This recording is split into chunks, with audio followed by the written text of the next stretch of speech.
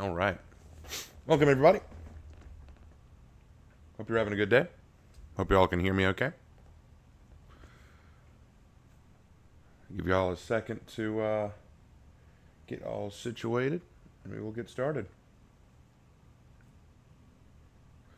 I know that we will not have as many people this time around. We're starting much earlier in the day, and I recognize that. That is totally fine. Let me fix these real quick.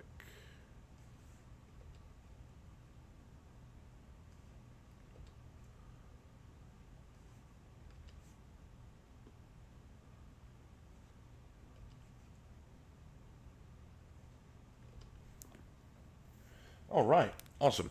So, welcome everybody. Hope you are doing well. Hope you are having a wonderful Wednesday.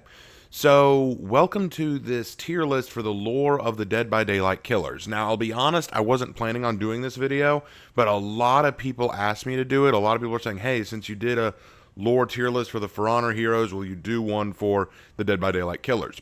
Now, I have gone through the lore of the vast majority of these killers, and I've done videos on their lore, but some of them I haven't touched in such a long time. I'm a little fuzzy on some of the finer details, but at the same time, yeah, I know it well enough that I'm kind of like, all right, well, I could probably give it a tier list based on just my own personal standing on them. So I thought, you know what, we'll give it a shot. Now, I will warn you about two things. The first is, like I said, I'm not nearly as in depth on these hero lore, killer lore, as I am on the heroes of For Honor. So if I get something wrong or I make a minor blunder or forget about something, please forgive me. I'm going to do the best I can. Second, there are a lot of killers in this tier list who are licensed, and therefore it's not fair for me to judge them because then I'd just be judging the license they came from. However, there will be two exceptions to that rule. There will be two exceptions because they were given original lore to help them fit into Dead by Daylight, so they will be two exceptions that I make to that rule. All right? All right, so without any further ado, let's go ahead and jump into it. We're going to start off with the Trapper. The Trapper's lore, if I recall correctly, is actually pretty decently. It's actually pretty decently handled. You have this kid who was basically abused by his father. His mother was killed by his father. At least that was what we were led to indicate. And he was taught to just be ruthless, taught to be unfeeling, taught to be cold. And eventually, his father and him lived and worked in a mine, like his father owned the mine. And eventually, when given, basically what he learned was, if you want to be the strongest, if you want to avoid pain, if you want to avoid, abuse, you've got to take care of the threats around you. You got to just be the man in charge. And so he did, and that meant even killing his own father. So it's pretty cool. The one issue I think I have with it is I don't recall the lore ever tying into the bear trap aesthetic that he has, because he blew up the mine, as I recall. So it's good. I'll give it an acceptable. I think it's passable. I think it's actually pretty good. I think that it could have been a little bit better, but it's definitely acceptable. I'll give it that. Actually, I'll drop it down to basic. Because it's not great, but it's not bad either. So we'll keep it at basic. Next is the Wraith. If I recall correctly, and this has been a pretty long time, the Wraith was this kid growing up in Africa who really, really went through a lot of hell due to the wars going on there, managed to make it to America, where he worked at a destruction yard, like basically where they break down machines and cars. Found out that he was working for a pretty shady individual, and the shady individual was basically using him to cover up bodies and to basically kill people, and he had no idea. And this made him just burst over the edge, like it pushed him over the edge, and he ended up killing his boss and disappearing. Pretty cool setup, very cool lore. The problem, once again, is it doesn't really tie into his power all that well. The Wraith is an invisible killer who becomes invisible and stalks survivors, and that power doesn't meld well with his lore, I feel like. So I'm afraid I'm going to have to give that a basic too. It's okay. It's not bad or anything, but I wish it tied into the power a bit more. It's almost kind of like, I feel like a power should tie somewhat into the killer's own lore, but with Wraith and Trapper, I really don't feel like it tied all that much into it. So that's them. Next up, Hillbilly. Okay, Hillbilly's lore. I want to apologize for this one because apparently when I did Hillbilly's video, I missed that there was, in fact, totem lore, and I didn't go into that.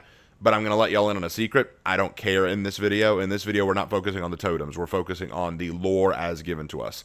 And the lore as given to us is that Hillbilly was born a very disfigured, ugly child, and his parents basically locked him in his room, and he never had any real outside connections, which turned him into an absolute psychopath. He ended up killing his family and now guards his farmhouse with a chainsaw, which is pretty good. No, I'll give that an acceptable. That's a pretty good setup for that's a pretty good setup for a lore.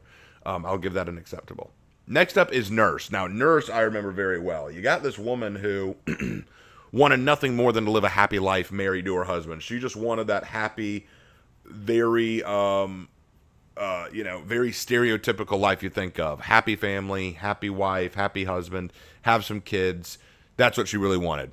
Then her husband, who's a lumberjack, dies in an accident. He's gone. She needs a way to make a living, so she ends up working at an insane asylum as a nurse, and the inmates basically push her over the edge. She goes mad from it all and realizes that the only way to cure these people is to kill them. So she goes on a mass killing spree in the Crotus Print Asylum and basically leaves hundreds of inmates dead. That she looks dead, so they're about to take her to the hospital because they don't know she's the one who did it until the entity has other plans and takes her away. Hers is really good. The Nurse's lore is really good, so that gets a superb for me. Nurse's lore is top tier. It is really, really good. Next up is Michael Myers. He is a licensed. I cannot talk about him because, if I'm being honest, for one thing, I've only seen one of the Halloween movies. It was good. I liked the first Halloween movie. I don't really have any desire to see any of the others. But again, the Dead by Daylight lore doesn't really give him a lot outside of his movie lore, so I can't really talk about that. So Michael has to sit in the licensed category, which doesn't mean it's bad or good. It just means I can't talk about it. All right. So that brings us to the Hag. The Hag was this little girl who grew up with a grandmother who taught her, didn't mean to teach her voodoo, but she ended up learning like these voodoo-like symbols from her book, and eventually started using these and practicing with them and just kind of learning what they could do. But one day she gets kidnapped by a bunch of very crazy cannibal people, and while trapped in their little hovel, in their little shack, her body's basically just wasting away. And so, with the last of her strength, she carves a very dangerous, very cursed symbol into the ground to get her revenge, and this turns her into the Hag, which is a nightmarish, almost druidic monster who has no problem killing and eating people. It's pretty horrific. The lore is actually pretty good. I will give it that. It's actually pretty good. I will give it a acceptable and put it a little bit over the Hillbilly. I think it's pretty good lore. It's not great because there are some questions I have, like, did the curse that she put down, did it turn her into the monster because that's what the curse does? Is that what she knew it would do? Did it surprise her? Is she more animal than person now? There's some questions I would have about that, but it's still pretty decent. Next up is the Doctor. Okay, this lore is probably one of the most effed up. You have this dude, right? Sorry, I'm still a little sick.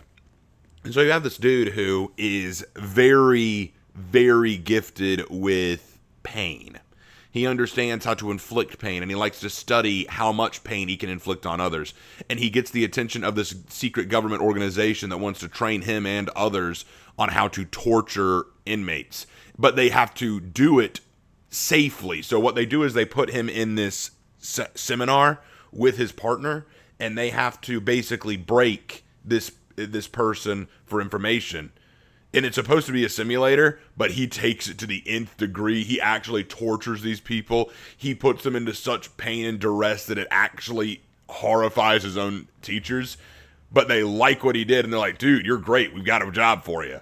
But now he actually does it so well that even his mentors are scared of him, and he just becomes the Doctor. He becomes this electrotherapy applying madman, and it's so good. His lore is really, really good. He grows right up there. I'm going to slide it right behind Nurse because I think Nurse is a little better. But yeah, Doctor's lore is really good. It is really, really good.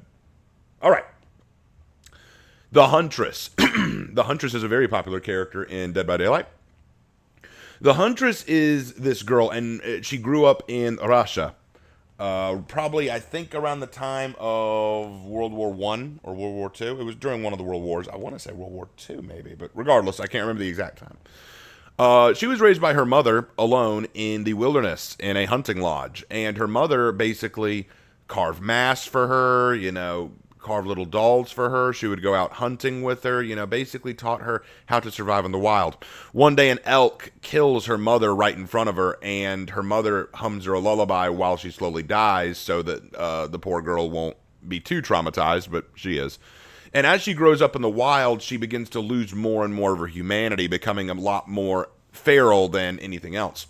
But she notices as she gets older that there are little girls out there who need mothering, and she wants to be like her own mother and mother these children. So she kidnaps these girls to try to mother them. The problem is she doesn't know the first thing about mothering.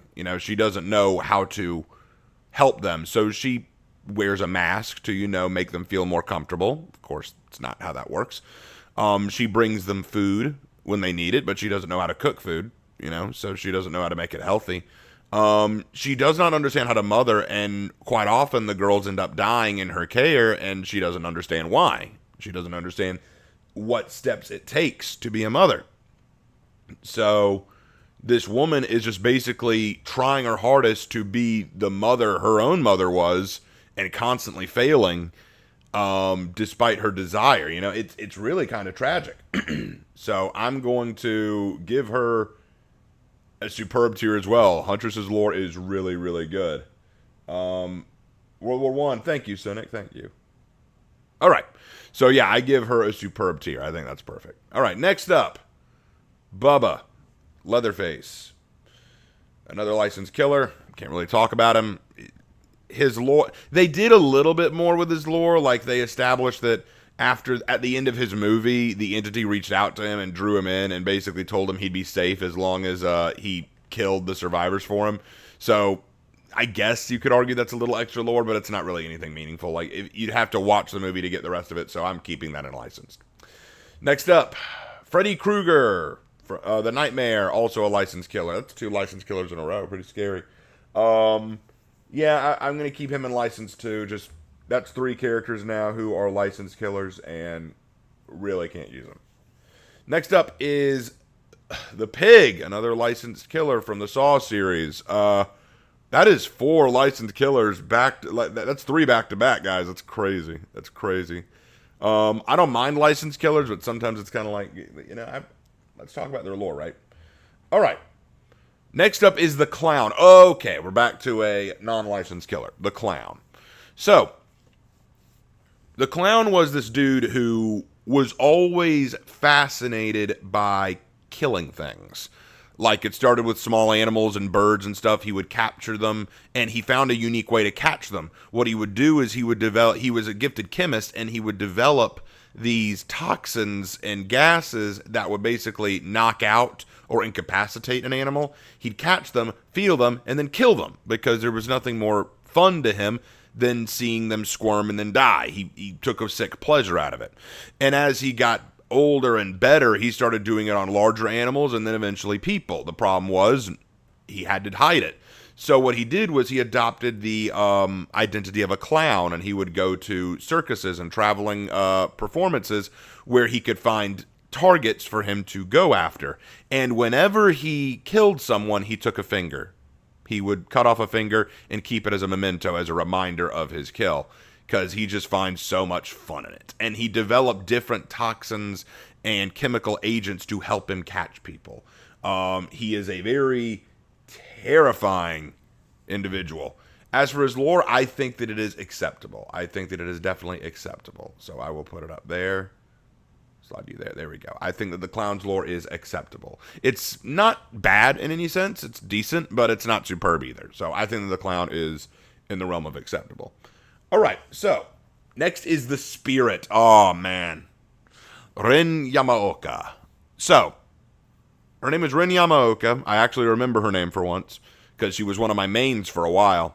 The Spirit was a girl who grew up in Japan, and her parents were going through a rough time. Her father was working a lot to make ends meet. Her mother was working a lot to make ends meet. She was going to a very prestigious high school. She was just trying to, she was just trying to get by, but she also wanted to get into college, which is also a lot of money.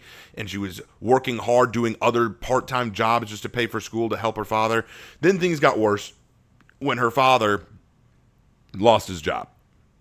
Her father got let go, and her father went off the deep end. She comes home one night and discovers that her father has gone crazy and has taken the family sword and just butchered her mother. And now he's going to butcher her. And she tries her best to fight back, to get away, but she ends up getting chopped into pieces. But as she's about to die, she feels this rage overtake her, and the entity basically claims her, and she comes back as an Onryo, which is a vengeful spirit. And so now the spirit is an Onryo who is basically her body is filled with the glass of the table that she fell through when she was killed, and shards of the very sword that killed her is left in her body. And since her body was chopped up, her body isn't fully complete. So you see like her limbs kind of floating in pieces. And you also see her facial expression shift from sad and pained to angry or hostile. It's very creepy and it works really well. This is some top tier lore. I'm going to put it up there in superb tier. Spirit's lore is absolutely superb. It is so good. It is so good. Spirit's lore is excellent. All right, next. The Legion. Okay, so the Legion. When you talk about the Legion, the question you have to ask is which one? Because the Legion is not one killer, it is 4 killers, 4 teenagers. The story is that you have these 4 teenagers, all of them feel kind of like misfits, but their ringleader, this guy, and again, I can't remember his name, I apologize, he was always kind of a bit more edgy. He was kind of walking the edge of morality. And so he kind of leads them into this path of delinquency. A little bit of vandalism there, a little bit of shoplifting there, a little thievery there, but eventually it evolves straight into murder. One night they end up sneaking into a convenience store and murdering the guy inside because he caught them trying to steal. And so now, well, they crossed that line. They crossed that line. Oh, his name was Franklin. Thank you. I don't always remember the names, and there are so many to remember. But after following in Franklin's lead, the rest of the group just kind of goes along with him. And you have this situation where you have these teenagers who are now following the leader and now all kind of damned with him. So I think that's a unique take. I think that it's creative. It's a little funny, though. I think here's what's funny. I remember that I think it was Julie. Julie was the older girl. You have Julie and Franklin. And I think that what you have here are 2 characters who we explored a lot. But then the other 2, Susie, I think was the other one, and I forget the other guy's name. I remember Susie, but I do not remember the other guy's name.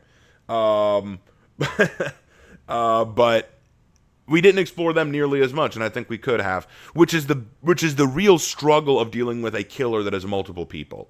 So Frank, Julie, Joey, and Susie. It was Joey, that's right. Well, I'm going to put him in the acceptable category because it's actually good. I think that there's a scary aspect to that where you think about the ideas of peer pressure and group mentality and like a group of killers like who aren't really all bad themselves, but they're following a very bad influence. There's something real about that, and I think that's pretty cool. So I put them in the acceptable category. All right. Next up is the Plague, the Palage, the Plug, the Vami Mami, as it were. I love her lore. So she is an ancient Babylonian priestess. And there is a big plague going on in Babylon that is claiming a lot of lives. And she is determined to follow the gods and let the gods answer her and somehow save the people. But despite everything she does and all of her prayers and all of her penitence and all of her piousness, nothing changes. Nothing at all is changing. And she tries to lead the people on a pilgrimage to reach salvation, but none of it works. She succumbs to the illness itself. She is falling apart, but then the gods supposedly reach out to her and she accepts their gifts and thus becomes the walking Palage. And you can make the argument that the entity was just manipulating her the whole time, just using her penitence to his own ends, and she's still following it. Oh man, it's very good lore. It's very good. I'm going to put it right up there in the superb category. Plague has got some fantastic lore. fantastic lore. And now I'm not talking about the tome lore and any of their stuff, but honestly, I could, and it would be even better.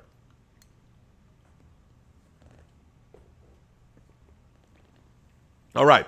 Next up is Ghostface. Now, like I said, I'm not going to judge licensed killers, but the lore of the Ghostface is unique because this is not the original Ghostface from the Scream series.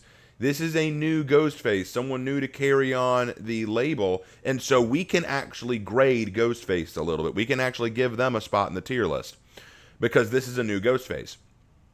But the problem is the lore is a little weak in my opinion. Basically, it's just about this dude who is a serial killer and sees it all as an art form. He sees it as like something you have to handle with great care, like something you have to really be invested in and handle with very careful attention. And he takes a lot of pride in stalking his prey, learning about them, spending a long time getting to know them, taking pictures to get the idea, and then making sure that they die in a beautiful way that he can photograph. So yeah, I think it's okay, and we actually have it where he finds out about he also, if I recall correctly, he worked in a newspaper. He worked for the newspaper and actually documented his own kills. But then once he was done with the town, he just left behind a note saying, "Hey, I was the one doing it." So it's pretty good. I'm gonna give it a basic though. We'll put it a little above Trapper. It's not bad. It's definitely not bad, but it could be a lot better. I feel like, especially since it's banking off of the popularity of the original Ghostface, because that's what it is. It's banking off of that original popularity. People come to him because they know Ghostface. You know what I'm saying? So yeah, yep. So gotta love that. All right, next, Demogorgon. That's in the licensed. And on a personal note, I hate Demogorgon. So there you go. On a personal note, I hate Demogorgon. All right. Anyway, next up is the Oni. The Oni. All right. So he's actually, believe this or not, he is an ancestor of the spirit. Believe it or not. Kind of crazy, right? This guy was a samurai during the feudal period of Japan. But he had a big ego and anger streak. And he hated that there were all these peasants walking around carrying samurai weaponry and armor and pretending to be samurai, because he took the role of samurai very seriously. And despite his father trying to teach him the passive and peaceful route, he wanted to punish those who pretended to be what they were not. So he went throughout the countryside killing false samurai and taking their tongues, because he was cutting out their liar tongues. And he thought this was a good thing, but he ended up getting the moniker Oni Yamaoka, or Demon Yamaoka, because of how brutal he was, and this pissed him off even more, so he wanted to kill the daimyo who said this about him. Then eventually he ends up fighting this one mysterious samurai who gives him a real run for his money, but ends up beating him because the samurai hesitates, only to find out that the samurai he just killed was his own father, who was trying to stop him. Filled with grief, anger, and remorse, he finally goes after the daimyo, kills him, kills almost all of his retainers. He becomes an absolute brutal savage. He basically embodies the idea of what it is to be an Oni.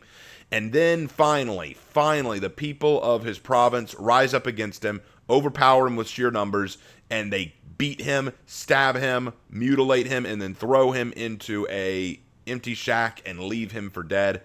But according to legend, his spirit still haunts it. Don't go near it. And there you go. That's the Oni's lore. Top tier. This is some great lore. I think it's some of the best lore they've made. It is so freaking good.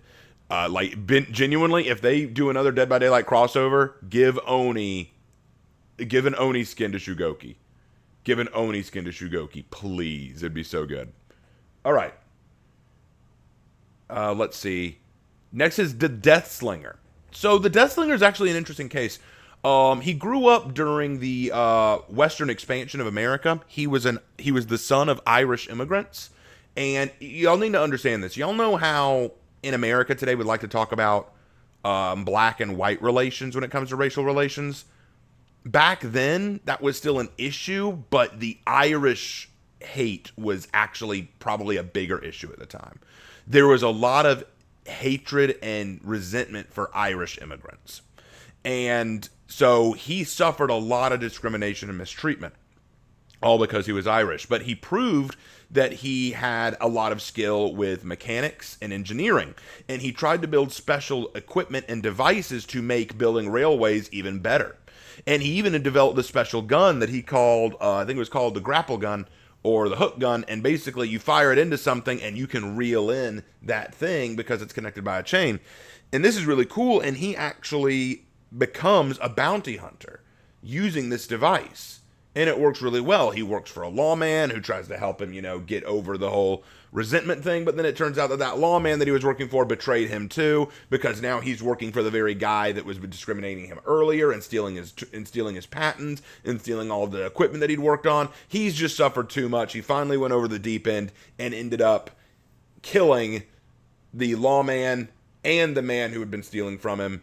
And then while he's sitting in a jail cell, lamenting all that's happened to him, he sees the fog open up and lead him to a new reality. So, yeah. It's actually pretty good lore, I'm not going to lie. I'm going to put it right up there above the clowns and acceptable. I think it's pretty good. I think it is actually pretty stinking. Actually, you know what? I'm going to take it a step further. I'm going to put him above Hag. I think it is really, really good lore. It's not perfect. I think we could have explored a little bit more of his childhood, how he developed this weapon, a little bit more about his relationship with his fellow bounty hunter posse, because he had a posse. I think that could have been explored a bit more, but for what it is, I think it's really good. All right, next up, Pyramid Head, licensed. I can't talk about it. The Executioner or Pyramid Head is a licensed killer that I cannot talk about, so sorry, can't do that one. Next up is The Blight. The Blight. Okay, this one is, as I recall, very convoluted. He was a Scottish alchemist or chemist of some variety, and he kept being inspired to create formulas that would improve the human condition, and in the end ended up creating things that turned a lot of people against him, because he was delving into things he shouldn't, delving into dark secrets that he really needed to leave alone. Eventually, he gets found and taken in by this group that seems to study the entity or the world of the entity, and even they get disturbed by him, and he eventually over-injects himself with a special formula, which turns him into a bloody monster. And he is still, even now, studying the effects of his own formula, and even tries to give this formula to the other killers, which is why throughout the licenses, throughout the series, you can see in the cosmetic store different examples of killers with pustulated growths and stuff, because he's experimenting on them.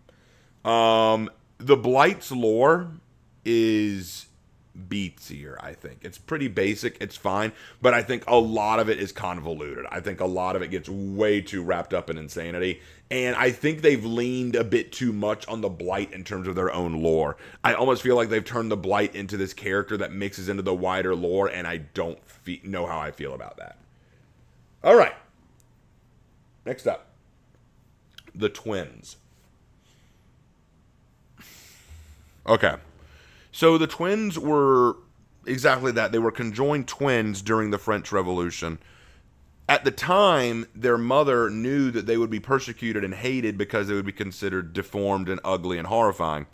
So she tried to keep them safe, but that was very difficult, and eventually their mother was killed for witchcraft. Now, the sister actually grew up. She began to grow and mature. Her brother did not. He stayed in infancy. And eventually, Victor, the name of the brother, died while still attached to her. Gross, right? And she's having to live with the corpse of her baby brother growing out of her. And she's going to die too. She's having to steal to survive, live off of scraps, just struggling to endure, but then the entity gives her another chance by bringing Victor back to life and allowing him the ability to break off of her body. It is... ugh. It's gross. It's gross. It's good lore, but it's gross. So I gotta put that in... I gotta put that in B. It's gross. Like, it's... the whole idea of the twins is gross to me. It's just really gross. Like, there's horror and then there's disgusting, and this is disgusting. So I'm sorry. I know that some of y'all may be like, oh well, it's not bad. It's not bad lore, but it grosses me out. All right, next up is the Trickster. the trickster or the K-pop killer, the Saja Boy reject. Even the Saja Boys didn't want this guy. So this guy started out pretty normal. He worked in his family's restaurant, and he was always very talented. He was decent at singing and dancing and performing. He could do really cool knife tricks and juggling. He loved attention. He loved people giving him attention. And so his father and mother helped him get into stardom by having him trained and brought up as a potential K-pop star.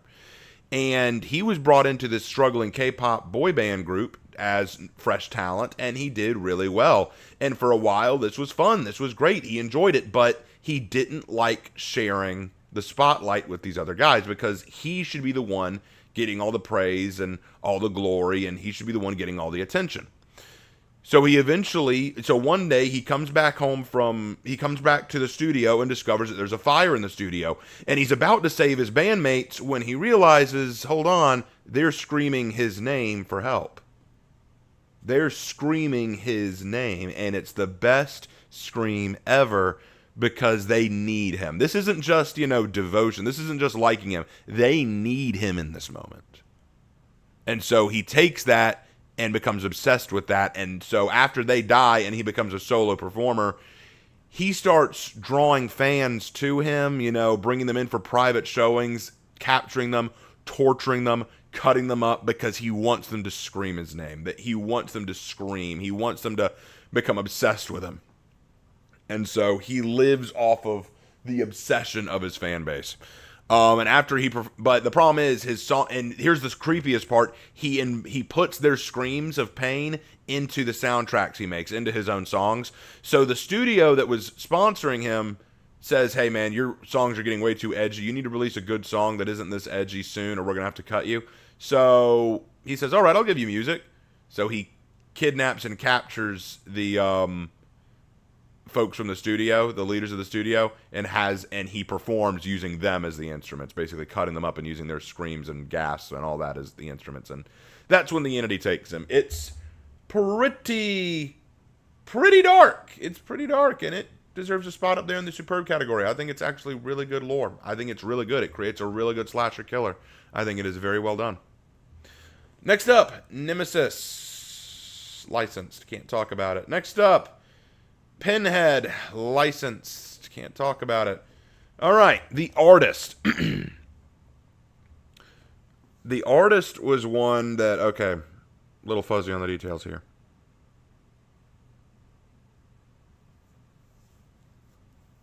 I remember a few details about it. I remember that she was growing up with her younger brother and her father. Her father was very much aloof, wasn't really involved in the family all that much. But the younger brother ended up drowning to death because they weren't paying enough attention to him. She fell into a deep fit of despair. The only thing she really did with her time was she would go outside and paint and draw art of the crows. And she would feed the crows while she did it. She fed the crows while she was out painting. One day, she feels like she just has had enough of living. She wants to give it all up, especially after the death of her brother. And she's going to throw herself off of a bridge when suddenly those same crows show up and try to convince her to live. Feeling that this was a sign, she decides to live and continue her pursuit of the art world. But she starts creating macabre, very strange, very dark art that she isn't quite sure what she's inspired by in that regard. And a lot of people really like her work. And she ends up learning about this company that's willing to pay and fund artists, but they have some very shifty, shady business practices, and she tries to expose them. She wants to expose them for all the evil that they do, this evil art organization run by billionaires.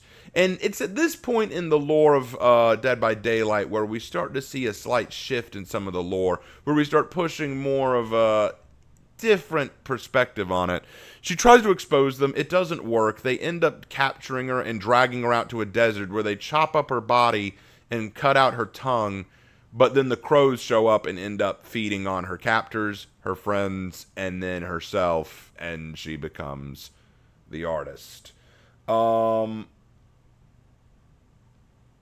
father was abusive and involved with the Black Veil. I don't even remember her father being involved with the Black Veil. I just remember that he was neglectful. She does get her hands cut off, yeah. I think Carmina had abilities which might have been detrimental to the entity. Maybe. I always thought that the entity liked her, like was trying to keep her alive. But I'm gonna give it a clumsy. It's not terrible. It just needs some work. It needed to fill in some holes. That's one of the problems I had with it. It needed to fill in some holes. All right, next up, the Onryo, another licensed. I can't talk about it. The Dredge.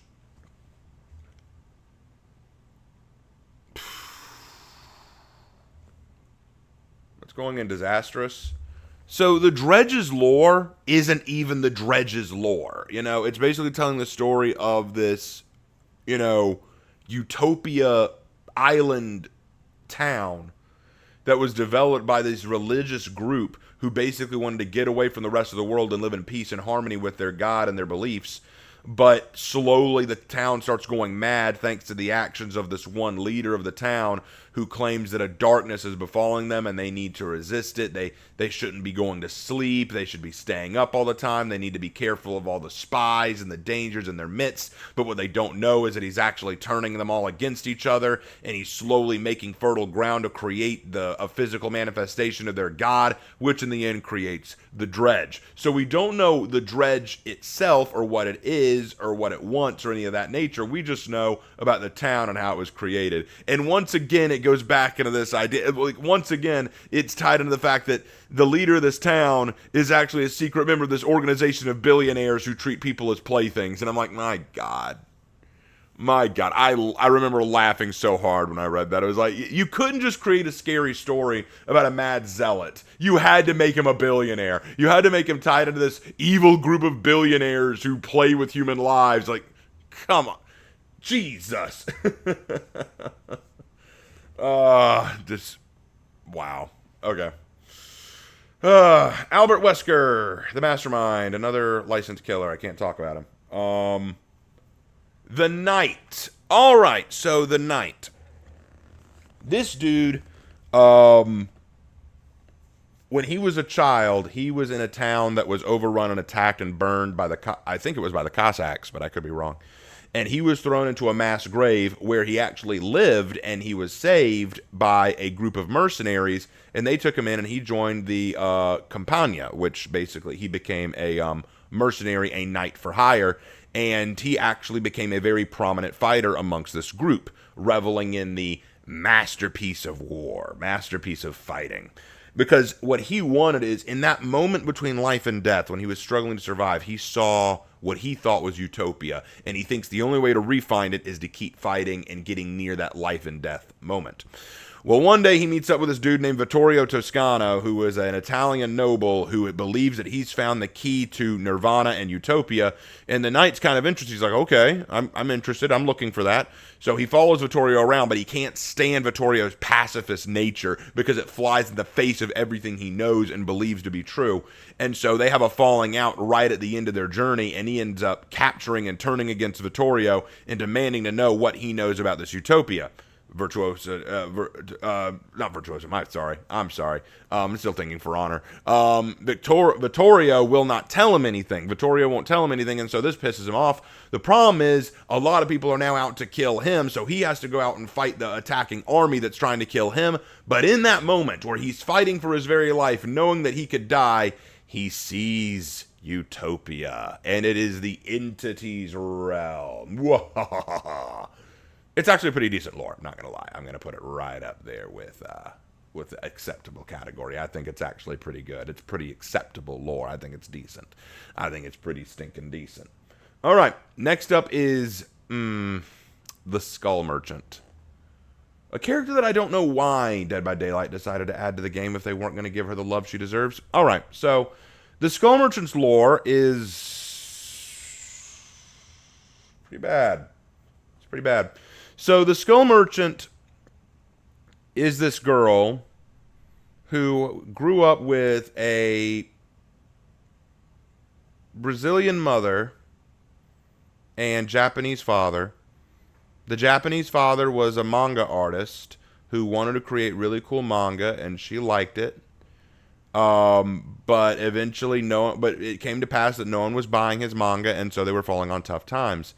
She, meanwhile, was going to school and was very, very successful. She believed very firmly in success and the importance of being the best. And so she was always the top of her class, always the top of her grades, always the top of everything. But after her father fell on tough times and she couldn't afford to keep going to school, she had to drop out. She wasn't able to make it to the top of her class. So the school just said she could be second top of her class, even though she totally earned the top spot. This infuriated her, and she always thought about how she could get back at the person who stole her top spot from her. And this sort of set the standard for the rest of her life, always trying to be at the top. Eventually, she became a business tycoon. Now, you're wondering, how did she do that? By basically building a website selling manga run by other people that made her a billionaire. Please, no questions. She somehow becomes a billionaire running a website that basically sells manga. How she built this website, how she got this website running, why it got her billions of dollars, even though she had people running it for her, we don't know. She just did. And so she decided that she was going to prove that she was the best by actually making sport out of hunting the CEOs and business rivals who wouldn't give in to her. She started monopolizing on other businesses and taking over other people's companies. And then, if a company didn't agree to her whims, she invited the CEOs out to her private forest preserve and hunted them. Using her techno skulls that she built her lore's terrible. So bad. Like, I like the Skull Merchant as she originally was. Her power was a lot of fun, and her design is one of the coolest because I think it's like, hey, we finally have a hot character again. But no, it's pretty bad. All right, next up, the Singularity, the Robo Killer. In the far, far future, there is only war. No, I'm not. I'm kidding. Okay, so in the future, humans are traveling the stars because Earth is basically unlivable due to nuclear war and fallout. Again, don't ask questions. But they were able to build. Humanity was able to build space travel and create clones. And humanity is trying to find new planets to settle on, and they use robots to help them. While mankind lands on this one planet, and the robots are cleaning out some of the debris and areas and doing some regular research, when one robot happens to come across an ancient crypt, which suddenly gives him a soul. And when he gains this soul, this robot suddenly starts asking questions. Who is he? What is he meant to do? Why is he serving humans, especially when humans are weaker than him and lesser than him, and he should be better than them? So he starts systematically killing the humans and using their genetic material to build himself a better, more complete body, combining the benefits of biological components and non-biological components, making himself into the ultimate hybrid of a human and a machine. In other words, the Singularity. So it's pretty good. I'll put it right up there in the acceptable. I think it's pretty good. It's actually decent, yeah. The Xenomorph, licensed. Chucky, licensed. We got so many licensed characters. All right. Okay. The Unknown. I'm going to put him in Clumsy. And here's why. The Unknown is very much your urban folklore kind of killer. Very much this figure that you talk about around a spooky campfire and say, have you heard the story of the Unknown? And so the whole idea is that in this town of Greenville, there is a monster that people call the Unknown. No one's ever seen him. No one knows what he looks like. And anyone who has seen him or knows what he looks like is destined to die by his hand. Basically something like a skinwalker. He basically steals your skin and wears it. If you try to draw him, he'll come and get you eventually. If you even talk about him too much, he'll come and get you eventually. But in his lore, we don't see his motivations or where he comes from or what he is. We just follow this reporter who is trying to figure out about him, and then eventually she sees the Unknown being dragged away by the entity. And to me, there was a lot more you could do with this. There was a lot more you could do with this outside of that. It's a cool concept. It's a cool setup for a good killer lore and background. And you can even tell it in a creative way where you tell it from snippets and information from other people. But I feel like they kind of fumbled the ball in that one. So, yeah. That's my thoughts on that. Next up is Vecna. Vecna from Dungeons & Dragons. Now, this is another licensed killer, but they gave him a unique lore, so we'll talk about him. Vecna's whole setup is that he is a lich. He is an immortal undead wizard who has incredible power, almost godly power, and he discovers this scroll or tome that has ancient writing that he cannot read, and this infuriates him. He wants to understand the magic of it. So he spends countless months researching and studying and trying to figure out this language. And eventually he discovers that while he's been studying this, strange things have been happening in the realm, people going missing randomly, and then suddenly he had a thought, what if these missing people have to do with his scroll that he's reading? So he goes back to the tome and looks over it, and he begins researching the language again, and he finally discovers the incantation. He reads it out loud, and the entity arrives to try to suck him into the realm. Now the lich starts to fight back, but rather than actually fight back, he realizes, wait a second. This thing that I'm fighting has incredible power, and I want this power for myself. So I'll go along with it for now. I'll go along with his plans for now and do it at once, but I'm going to study it and figure out how to command its power and make it my own, so I'm going to rule once I get hold of it. So I'm going to give the Lich a solid B tier. It is not bad. It is okay. I can't give it full marks, though, because it is based on a licensed character, so it can't possibly make it all the way up to superb. But I do think that it's pretty good. I do think that it's all right. All right. Dracula from Castlevania. Licensed. I can't talk about him. I just can't. I'm sorry. And then the Houndmaster. We'll come back to you, Houndmaster. We'll come back to you. Kaneki. Licensed. Can't talk about him. And Springtrap. Licensed. Can't talk about him. All right. Now, that leaves us with the Houndmaster. Excuse me a minute.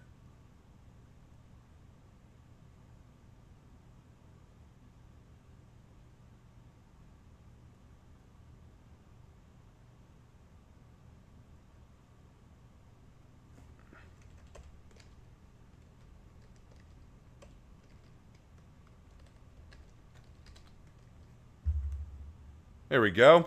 I think that's a more fitting spot for you. Easily the worst lore out of all of you. Easily the worst. Putting you in the same tier as the D tier is just a crime. Because you know what? Dredge's lore and Skull Merchant's lore is infinitely superior to everything that you are right now. It's like, it is... She is abysmally bad. She's the first killer that I looked at and said, I could make better lore for you. Here's the thing, guys. I try not to toot my own horn when it comes to my writing. I try not to say, oh, I'm a great writer. I know that I could do better. I know that I could be a better author. I know that I could be a better writer. I know that my writing isn't that great. But even I looked at this lore and I said, I could do better than this, bro. Anyone could do better than this. Like... Make lore for a mad killer Houndmaster. How hard is that? How difficult? How do you fumble this assignment? It's like if I told my students, okay, kids, write me a story about a Houndmaster.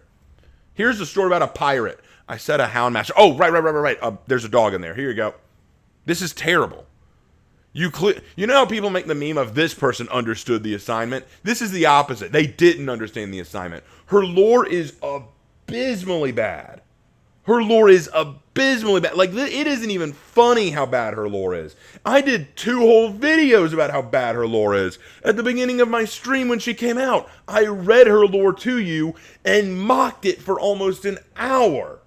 And then after that, I did another video where I totally remade her lore. And y'all can watch that video and decide if you think it's better. Just, it is the worst lore I've ever read from Dead by Daylight.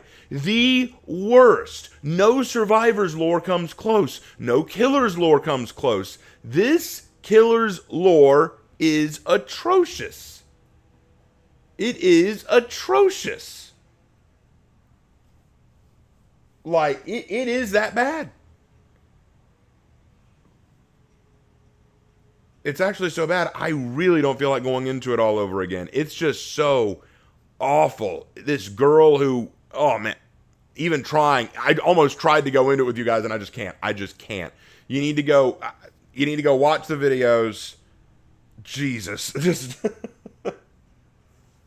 Jesus Christ, it is so bad. All right. That's where we're gonna pause. That's where we're gonna end it right there. This is my tier list for the Dead by Daylight killers. A couple of things I want to reiterate. This is all based on my current knowledge of the lore. I didn't go as deep into the lore as I did with For Honor. This is all cursory stuff. If any of you disagree, you're totally fair to disagree. If you think I'm wrong, you're totally fair to say I'm wrong. If you think that I'm a moron, you're totally fair to say that. I will just disagree politely. So thank you all so much for watching. Actually, you know, before I go, I will do y'all a solid. Let me do this. I will do y'all a solid. I'm going to give you the links to the videos so that you guys can see it.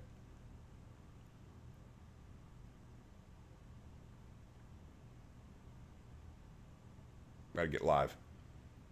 There we go. All right, so here's the link to the stream where I read her lore.